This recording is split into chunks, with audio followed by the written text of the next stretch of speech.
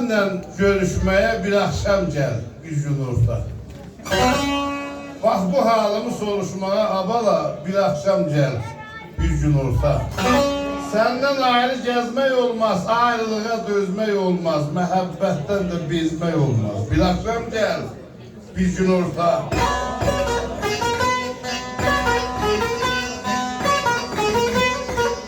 Dağçı yoldaşlarımızın sağlığına.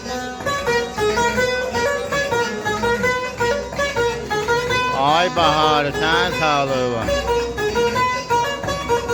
Ay Saburi, ay Futuhi, ay Hamidiler, ay Huladi, Ahmet Ali, ay Lütfi. Bəh, bəh, bəh. Sizin sağlığınıza. Yaşa, yaşa.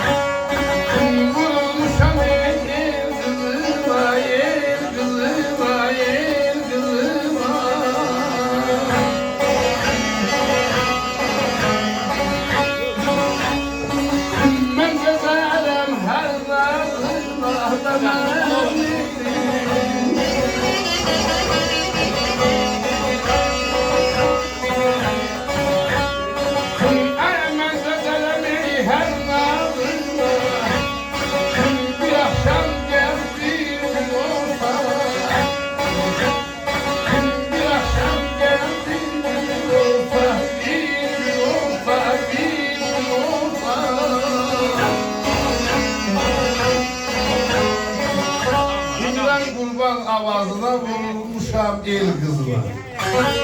Abala ben dönerim her nazına, bir akşam gel gücün orta öpülem.